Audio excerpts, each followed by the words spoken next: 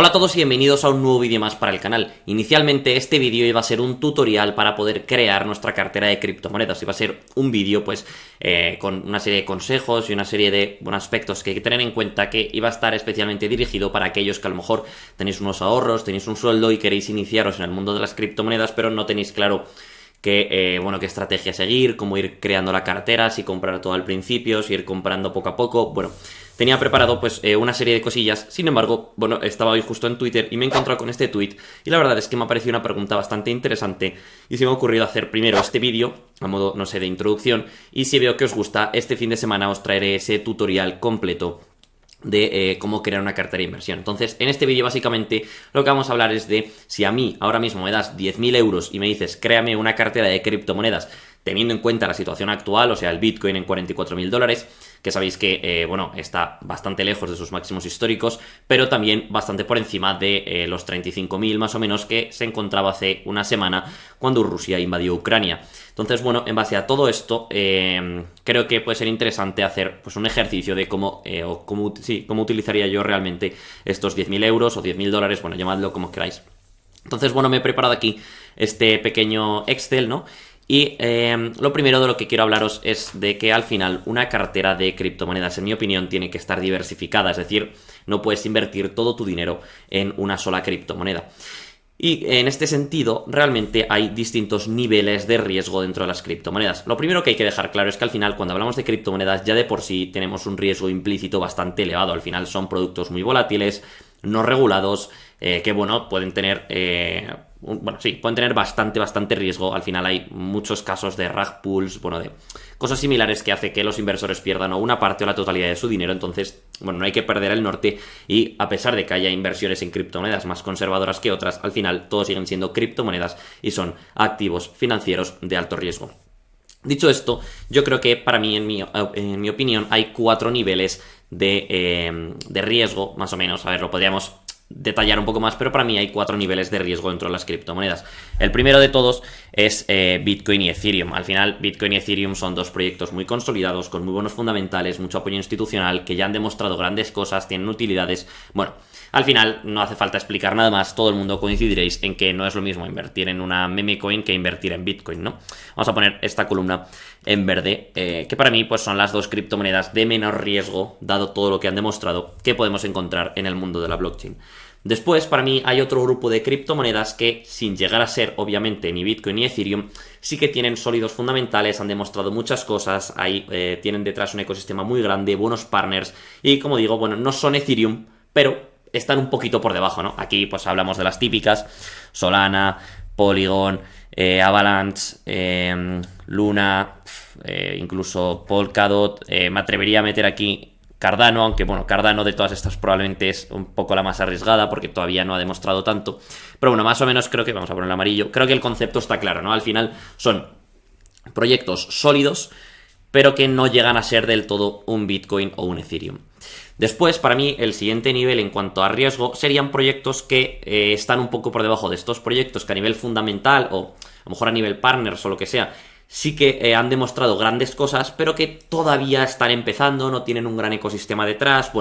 Están ahí un poquito, en una etapa bastante inicial que todavía no les ha catapultado hasta las principales posiciones en cuanto a capitalización de mercado. Aquí, por supuesto, podemos hablar de las típicas que hablamos siempre en el canal.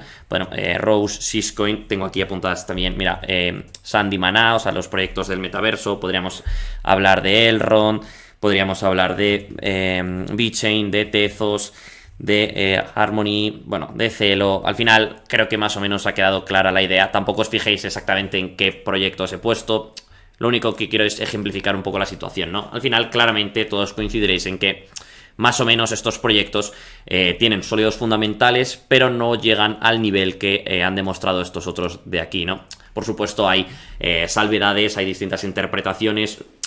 Como he dicho antes, esto lo podremos hacer un poquito más complejo. Al final etiquetar en 4 niveles pues es complicado, pero al final lo que quiero es que quede más o menos clara la idea.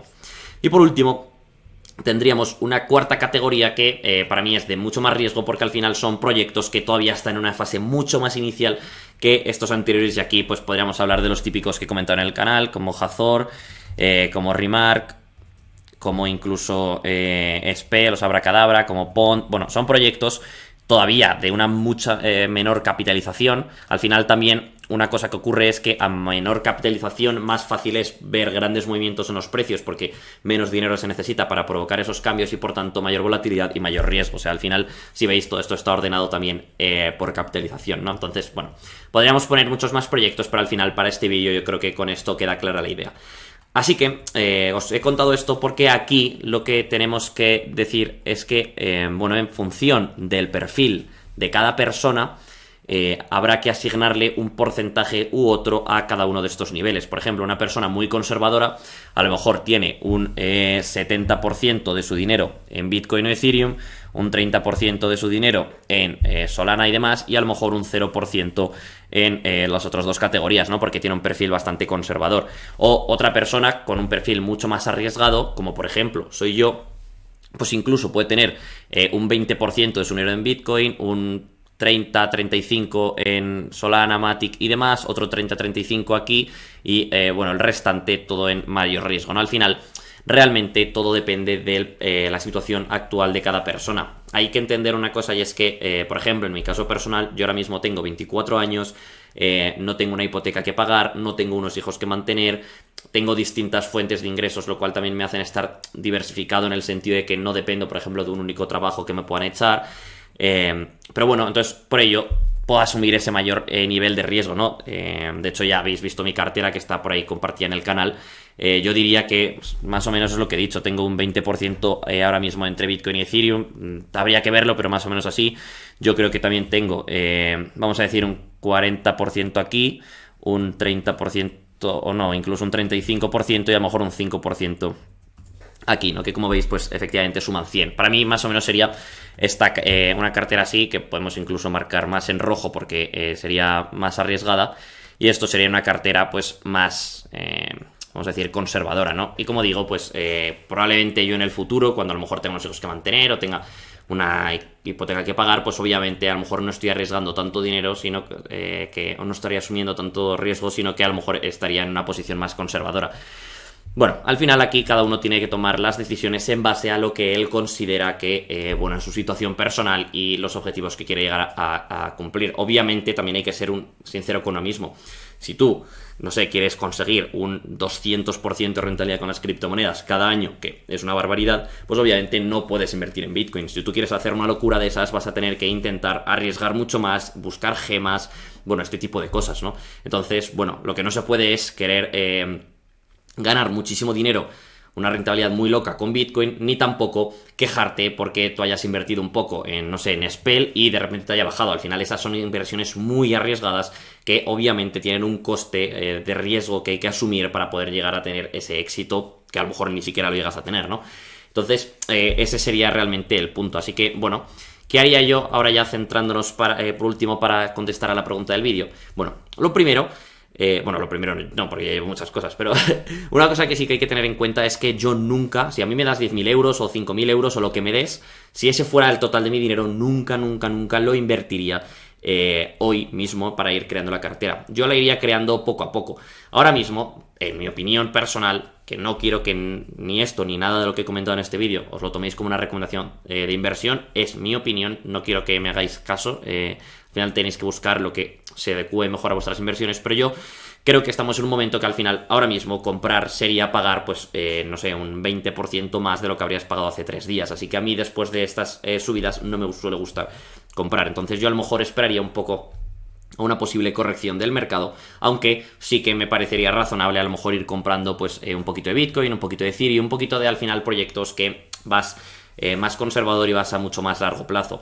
Además, siempre haría DCA. Entonces, bueno, si tengo 10.000 euros, pues cogería y, por ejemplo, invertiría 1.000 euros entre hoy y los próximos días, pues en Bitcoin y Ethereum, y a lo mejor intentaría pues comprar pues un poquito de Cardano, que es una criptomoneda que está bastante lejos de sus máximos históricos, un poquito de Solana, que tampoco ha tenido grandes revalorizaciones. Quitaría Luna, porque Luna ha subido un 70% en la última semana, entonces me parece que está demasiado crecida. Y bueno, más o menos iría poco a poco creando. Entonces realmente me quedarían otros 9.000 euros por gastar. Y estos los iré gastando a medida que con el paso de las semanas vaya habiendo correcciones en el mercado. A lo mejor el Bitcoin vuelve a caer a 38.000, pues ahí aprovecharía para comprar otra vez Bitcoin, no sé, otros 1.000 euros en Bitcoin podríamos comprar. y incluso otros 1000 euros en altcoins, ¿no? Porque al final si ha caído el Bitcoin, pues también habrán caído las altcoins. Y ahí ya tendremos gastados 3000 euros. Pero al final el dinero no te tiene que quemar en el bolsillo. Siempre es interesante tener una posición de liquidez.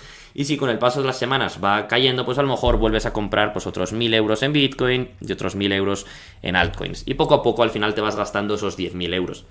Cuando hablo de altcoins, realmente lo que tenemos que entender pues es lo que os he contado antes. Dependerá del riesgo que quieras asumir, el porcentaje de criptomonedas que comprarás de cada una de las columnas. Si eres una persona súper conservadora, incluso a lo mejor solo compras Bitcoin o solo compras Bitcoin y Ethereum. Si eres un poquito más arriesgada, pues comprarás Bitcoin, Ethereum, Solana y no sé, y Avalanche, por ejemplo, por decir algo. Si eres un poquito más arriesgada, pues comprarás menos Bitcoin y comprarás más Rose. Bueno, al final creo que ha quedado clara la idea. Y luego también, por último, esto que os he contado de mantener la posición de liquidez, ¿no? Por ejemplo, en este ejemplo que he puesto aquí, realmente ya habríamos gastado 5.000 euros y seguiríamos teniendo 5.000 euros. Quiero dejar claro que es importante tener siempre una posición de liquidez, pero realmente también dependerá de la cantidad de efectivo, de liquidez que tú puedas llegar a generar. No es lo mismo si tú únicamente tienes unos ahorros, en este caso estos 10.000 euros, y los quieres invertir pero no quieres poner nada más, o si tú tienes 10.000 euros pero también puedes destinar 500 euros al mes más a comprar criptomonedas porque es el excedente que te queda después o sea, cogiendo tu sueldo y quitándole los gastos, ¿no? Entonces ahí ya, pues a lo mejor sí que podrías tener una inversión un poco más agresiva y en vez de ir comprando de 1000 en 1000 en 1000, pues comprar de 1200 en 1200 en 1200, tener menos liquidez, pero siempre todos los meses tener ese flujo de efectivo que siempre es importante tener, porque al final el mercado cualquier día puede tener una gran corrección, puede caer y bueno, lo peor que te puede pasar es que el mercado caiga, estés en pérdidas y no puedas aprovechar para comprar a mejores precios, para ir ampliando y demás. Eso de verdad es lo que siempre hay que intentar evitar que os ocurra, y por eso yo siempre intento tener esa posición de liquidez. Y con esto más o menos ya hemos acabado con el vídeo de hoy. Como digo, al final quería hacerlo un poco casi como si fuera un juego, ¿no? Un poco práctico para contar al final pues esto que me parece importante, pero recalcar lo que he dicho al principio, que estoy preparando un vídeo que si veo que esto os gusta os lo subiré, nada, mañana no, pero a lo mejor el sábado ya sí, en el que vamos a formalizar un poco mejor todo esto que os he contado hoy. Así que nada, dejadme en los comentarios si queréis que haga ese vídeo, y también si apoyáis mucho este vídeo, ya sea con un like o suscribiéndose al canal. Por supuesto que, bueno, interpretaré que queréis tenerlo y os lo traeré este mismo sábado. Sin más, yo me despido ya. Por último, os dejo por aquí la cuenta de Twitter del canal, por la que intento siempre compartir pues noticias, análisis, actualidad, bueno, más cosillas que os pueden ser de utilidad. Con esto, nos vemos dentro de unas horas con otro vídeo más en el canal.